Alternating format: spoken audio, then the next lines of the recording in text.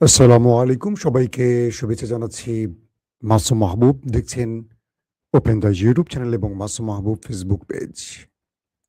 বেশ কিছু গুরুত্বপূর্ণ খবর রয়েছে বিকেলের লাইভ সেশনে। দর্শক, আজ ২৫ এপ্রিল বিকেলবেলা আমি এই লাইভটিতে আপনাদের সাথে আসছি বাংলাদেশ সময়। চীন ইরানে থাকা তার নাগরিকদের ২য় দফা সতর্ক করেছে এবং বলা হচ্ছে যে সেকেন্ড ইমার্জেন্সি ঘোষণা করে তার জনগণকে দেশ থেকে চলে যেতে বলেছে। তার মানে ধারণা করা হচ্ছে খুব শীঘ্রই ইরানে হামলা হওয়ার আশঙ্কা রয়েছে। পাশাপাশি একের পর এক কার্গো এবং যুদ্ধ বিমান আরবে নামছে। পাশাপাশি ২৫টির মতো রিফুয়েলিং ট্যাঙ্কার ইসরায়েলের বেন গরিয়ান বিমানবন্দরে নেমেছে। আরও রয়েছে আকাশ প্রতিরক্ষা সিস্টেম এবং যুদ্ধ বিমান। পাশাপাশি আমি কি বলে ইরানের পররাষ্ট্রমন্ত্রী আব্বাস আরাকচি পাকিস্তানে পৌঁছেছেন। পাকিস্তানের পররাষ্ট্রমন্ত্রীর সাথে গুরুত্বপূর্ণ বৈঠক করেছেন। অন্যদিকে আজ শনিবার আমেরিকা থেকে উড়ে আসছেন ডোনাল্ড ট্রাম্পের প্রতিনিধি জারাড কুশনার এবং অন্যতম আরেকজন স্টিভ উইটকফ। বলা হচ্ছে হয়তো এই সফরে মার্কিন ভাইস প্রেসিডেন্ট জিডি ভেন্সও থাকতে পারেন। একদিকে ইরান আক্রমণে প্রস্তুত, অন্যদিকে ইরানের সাথে আলোচনায় প্রস্তুত আমেরিকা। দুটো পথ খোলা রেখে কি করতে চায় আমেরিকা? ইরান বলছে আমরা শত্রুকে উচিত জবাব দেওয়ার জন্য প্রস্তুত আছি। শত্রু যেটা চাইবে সেটাই হবে। প্রিয় দর্শক, আজকে অনেকগুলো খবর দিব। আমি শিরোনাম হয়তো ২-৩টা বলেছি, কিন্তু অনেকগুলো খবর আমাদের হাতে আছে। আশা করি পুরো ভিডিওতে আমাদের সঙ্গে থাকলে সবগুলো খবর পাবেন একসাথে। আসেন আমি একটা, একটা করে আপনাদের খবর দেওয়ার চেষ্টা করছি। একটা ভালো খবর আছে যে ইরানের পক্ষ থেকে জানানো হয়েছে যে ইরানের যারা মিত্র রয়েছে হরমুজ প্রণালীতে তাদের কোনো টোল দিতে হবে না। তাদের টোল ফ্রি হয়ে যাবে। এখন পর্যন্ত যে তথ্যটা জেনেছি, যদিও ইরানের পক্ষ থেকে চূড়ান্ত করে দেশগুলোর নাম ঘোষণা করা হয়নি, তবে কূটনৈতিক পর্যায়ে যে নামগুলো এসছে সেখান থেকে আমি আপনাদের জানাবার চেষ্টা করছি। একটি নাম রয়েছে, অর্থাৎ যারা ইরানের বন্ধু হিসেবে বিবেচিত, এর মধ্যে অন্যতম একটি দেশ বাংলাদেশ, রয়েছে পাকিস্তান, রয়েছে ভারত, রয়েছে চীন এবং রাশিয়া। পাশাপাশি ইউরোপ ইরানের উপরে তার নিষেধাজ্ঞা তুলে নিতে পারে এমন প্রস্তাবনা ইউরোপের ভেতর থেকে ইরানে পাঠানো হয়েছে, এমন একটি তথ্য পাওয়া গেছে। হরমুজ প্রণালী বন্ধের পর সবচেয়ে বেশি বেকায়দা ইউরোপ পড়েছে। তো ইউরোপ ইরানকে নেপথ্যে হোক প্রকাশ্যে হোক কিছু বার্তা পাঠাচ্ছে। তার মধ্যে একটি যে ইরান যদি হরমুজ প্রণালী ইউরোপের দেশগুলোর জন্য খুলে দেয়, উন্মুক্ত করে দেয়, তাহলে ইউরোপ ইরানের উপর যে আমেরিকার ঘোষিত নিষেধাজ্ঞা এগুলো তুলে নিতে পারে। আর ইরান বলছে তারা আমেরিকার কোনো মিত্রকে ছাড় দেবে না, যেহেতু তারা পূর্বে ইরানের উপর অনেকগুলো স্যাংশন দিয়েছে, নিষেধাজ্ঞা দিয়েছে, তাই তারা ইউরোপকে এখান থেকে কোনো প্রকার ছাড় দেবে না। তবে ইউরোপ যদি ইরানের উপর থেকে নিষেধাজ্ঞা তুলে নেয় প্রকাশ্যে ঘোষণা দিয়ে, সেই ক্ষেত্রে হয়তো ইরান ছাড় দিতে পারে। এটা এখনো ইরান জানায়নি যে ছাড় দেবে কিনা, বাট তারা ইউরোপকে ছাড় দিচ্ছে না এখন পর্যন্ত, এটা কনফার্ম। আমেরিকা ইসরায়েলের কোনো মিত্রকে এখনো ছাড় দিতে প্রস্তুত নয় ইরান, এটি মোটামুটি জানা গেছে। দর্শক, আব্বাস আরাকচি পৌঁছে গেছেন পাকিস্তানে এবং তাকে বিমানবন্দর থেকে রিসিভ করেছেন পাকিস্তানের পররাষ্ট্রমন্ত্রী ইসাকদার, ফিল্ড মার্শাল আসিম মনির, সেনাপ্রধান আর কি। তো বলা হচ্ছে যে তিনি ইতিমধ্যে পাকিস্তানের যিনি পররাষ্ট্রমন্ত্রী ইসাকদার, তার সাথে গুরুত্বপূর্ণ বৈঠক করেছেন এবং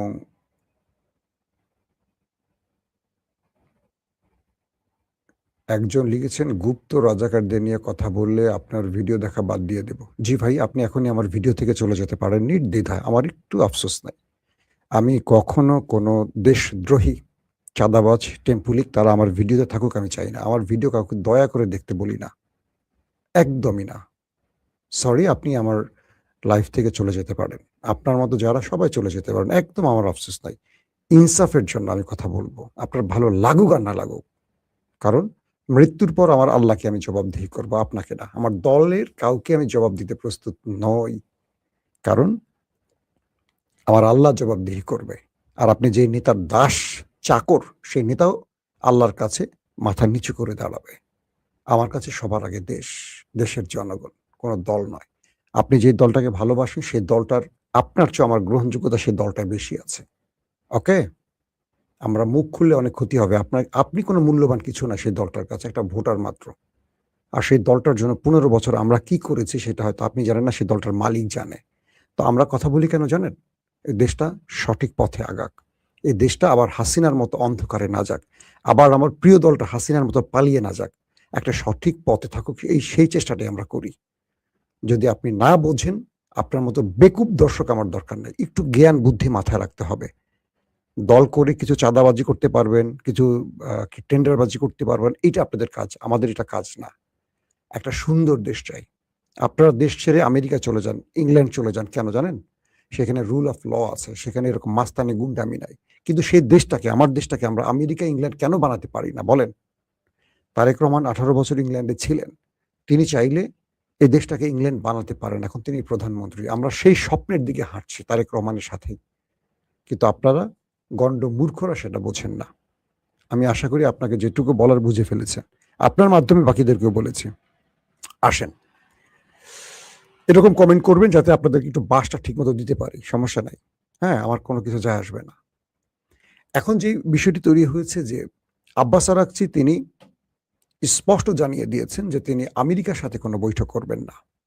তার বৈঠকের টার্গেট হলো তিনি পাকিস্তানের সাথে কথা বলবেন, পাকিস্তানকে তার বক্তব্য তুলে দেবেন, বা পাকিস্তান যে বিষয়গুলো ইরানের কাছে প্রেজেন্ট করেছে সেই জিনিসগুলোর উত্তর বা প্রশ্ন দুটোই পাকিস্তান ইরানের সাথে করবেন।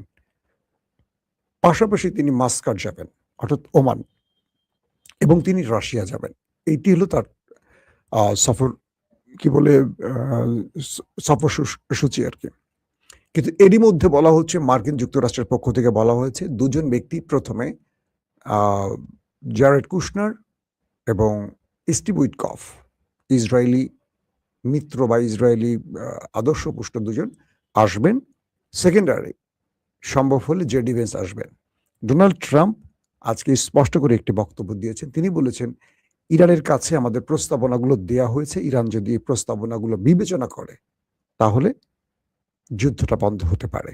তার মানে ইরানের উপর ডিপেন্ড করছে সবকিছু, সেটা ডোনাল্ড ট্রাম্প স্পষ্ট করে বুঝিয়ে দিয়েছেন। ইরানের হাতে এখন শেষ গতিটা বলা হচ্ছে। তারপরের গুরুত্বপূর্ণ খবরটি কি?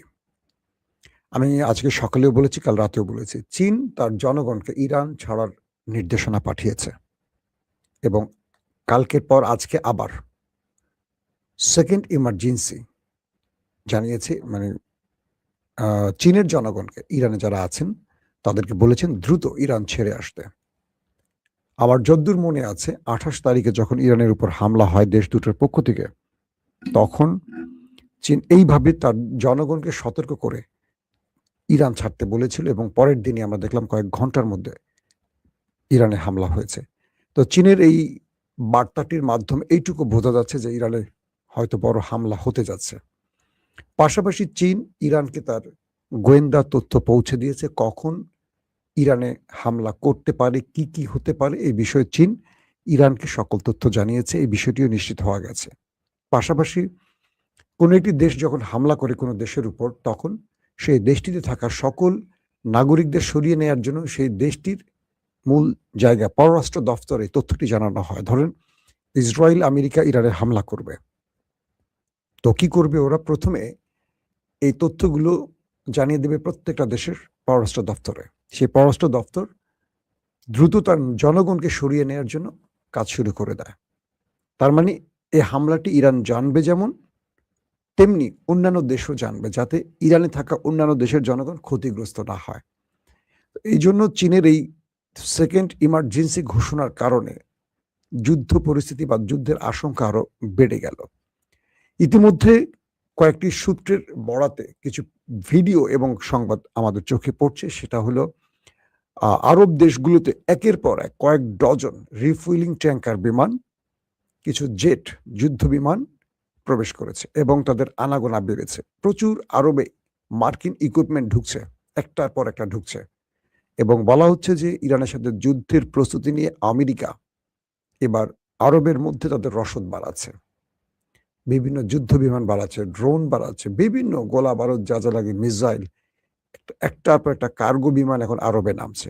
তার মানে এগুলোতে করে আমেরিকা তার সকল রসদ নিয়ে আরবে নামছে ইরানের বিরুদ্ধে লড়াই করতে। এই বিষয়টিও স্পষ্ট হয়ে গেছে। পাশাপাশি ইসরায়েলের যে বিমানবন্দর বেন গরিয়ান, সেই বেন গরিয়ানে 25টি রিফুয়েলিং ট্যাঙ্কার দেখা গেছে। 25টি, ক্যান ইউ ইমাজিন, চিন্তা করতে পারেন? রিফুয়েলিং ট্যাঙ্কারের কাজটা কি জানেন তো? রিফুয়েলিং ট্যাঙ্কারের কাজটা হলো আকাশে যে যুদ্ধ বিমানগুলো লড়াই করতে আসে, যুদ্ধ করতে আসে দূর থেকে, এগুলোকে আর মাটিতে নামতে হয় না, আকাশে এগুলোকে তেল দেয়া হয়। আরেকটা বিমান আকাশে উড়ে থাকে, দুটো বিমান এভাবে উড়ে থাকে, একটা পাইপ সিস্টেমে সেটার পেছন থেকে একটা তেলের পথ থাকে, সেখান থেকে তেল দেয়া হয়, আকাশেই তেল ট্রান্সফার করা হয়। তো রিফুয়েলিং ট্যাঙ্কারের কাজ হলো এগুলো ভর্তি তেল থাকে, এগুলো আকাশে ভাসমান যুদ্ধ বিমানগুলোকে তেল দিয়ে থাকে। তো বলা হচ্ছে 25টি রিফুয়েলিং ট্যাঙ্কার ইতিমধ্যে ইসরায়েলে প্রবেশ করেছে, সঙ্গে আরো বেশ কিছু কার্গো বিমানও প্রবেশ করেছে, অর্থাৎ কার্গো বিমানে করে হয়তোবা সামরিক অস্ত্র এসছে ইসরায়েলে। দর্শক, কয়েকটি সূত্রের দাবি এই যুদ্ধে আমেরিকা জড়াতে নাও পারে, এই যুদ্ধে মূলত আমেরিকা ইসরায়েলকে সহযোগিতা করতে পারে এমন একটি সম্ভাবনা আছে। অর্থাৎ লড়াইটা ইসরায়েল শুরু করবে, আমেরিকা নেপথ্যে সব রকম সহযোগিতা করবে ইসরায়েলকে রক্ষায় বা অস্ত্র দিয়ে, এটাও হতে পারে। কারণ আমেরিকার উপর ব্যাপক চাপ আছে যেন ইরানের সাথে যুদ্ধে না জড়ায়। যদি ইসরায়েল এই যুদ্ধে জড়ায়, ইরান তার বক্তব্যে স্পষ্ট করেছে যদি এই লড়াইতে শুধু ইসরায়েল ইরানে আক্রমণ করে, তারপরও ইরান গালফ কান্ট্রি এবং আমেরিকাকে টার্গেট করবে। আবার বলছি, যদি এই যুদ্ধে আমেরিকা নিজে না জড়ায় বা গালফ কান্ট্রি না জড়ায়, শুধু ইসরায়েল অ্যাটাক করে ওদের সহযোগিতা নিয়ে, তারপরও ইরান ওই গালফ কান্ট্রি মানে আরব দেশগুলোকে এবং আমেরিকাকে টার্গেট করার ঘোষণা দিয়েছে, মানে হিট করার ঘোষণা দিয়েছে। তার মানে আমেরিকার এই যুদ্ধে নিস্তার নাই, তাকে এখান থেকে ভাগতে হবে, যে কোনোভাবে ভাগতে হবে। 2 নম্বর, আমেরিকা ইসরায়েল যদি হিট করে ইরানের ভেতরে, তাহলে গালফ কান্ট্রিকে এবার উড়িয়ে দেবে। ইরান বলছে যে আমি পূর্বে যে কাজটি করেছি গালফ কান্ট্রির মার্কিন স্বার্থ সংশ্লিষ্ট বিষয়গুলোতে হিট করেছি, এবার আরবের কিচ্ছু রাখবো না, আরবের কিছু রাখবো না, কারণ আমেরিকা আরব থেকে যুদ্ধের প্রস্তুতি নিচ্ছে। সো এবার আরবদের আর করুণা করা হবে না, আরবদেরকে উচিত শিক্ষা দেয়া হবে, যেটা আরব কল্পনা করতে পারে না। ইরানের এই হুমকির পর আরবের কাপড় টাপড় মোটামুটি ভিজে গেছে, কারণ অনেক আরব দেশ যুদ্ধটা চাচ্ছে না, তারা আমেরিকার উপর ব্যাপক চাপ সৃষ্টি করছে। এখন পর্যন্ত আরবের দেশগুলো আমেরিকাকে চাপ অব্যাহত রেখেছে যে তুমি এই যুদ্ধ বন্ধ করো, তোমার এই যুদ্ধের জন্য আমাদের সাজানো গোছানো আরব ধ্বংস হয়ে যাচ্ছে। এখন পর্যন্ত ট্রাম্প যুদ্ধটা লেন্দি করছে বা দেরি করছে আরবের চাপের কারণে, এটা মনে রাখবেন। পাশাপাশি যে বিষয়গুলো আরো আসছে, যে আমেরিকার অবরোধ মোটামুটি ব্যর্থ হয়ে গেছে। আমেরিকা যখন ওমান সাগরে বসে ইরানের বিরুদ্ধে অবরোধ তৈরি করেছে, তাদের নাকের ডগা দিয়ে ইরান একটার পর একটা তেল এবং গ্যাসের ট্যাঙ্কার পরিবহন করছে। অর্থাৎ প্রতিটি গণমাধ্যমে এখন আসছে যে আমেরিকা ইরানের কাছে ব্যর্থ হয়ে গেছে, তার এই অবরোধ কোনো কাজে আসেনি, যে অবরোধের জন্য কয়েক ডজন ওয়ারশিপ নিয়ে সাগরে বসে আছে বিশাল বাজেট খরচ করে, কিন্তু ইরানকে আটকাতে পারেনি। ইরান তার কাজ চালিয়ে যাচ্ছে আমেরিকার চোখের সামনে দিয়ে। দর্শক, আমেরিকার তৃতীয় যে এয়ারক্রাফট ক্যারিয়ার এটি মধ্যপ্রাচ্যে ঢুকে গেছে। আমি আপনাদেরকে সকালেও বলেছিলাম যে আমেরিকার মোট 8টি এয়ারক্রাফট আছে, 8টি এয়ারক্রাফট ক্যারিয়ার ইতিমধ্যে যুদ্ধের প্রস্তুতি নিয়েছে। 3টি মধ্যপ্রাচ্যে ঢুকেছে, বাকিগুলো নিকট দূরে অপেক্ষায় আছে। যদি আমেরিকা কোনো কারণে ব্যর্থ হয়, সেক্ষেত্রে সেগুলো বাকিগুলো সাপোর্ট দেবে আমেরিকাকে। এর মধ্যে যে তিনটি এগিয়ে আসছে, একটি হলো আব্রাহাম লিঙ্কন, একটি হলো জেরার্ড ফোর্ড, আর একটি হলো জর্জ ডব্লিউ বুশ।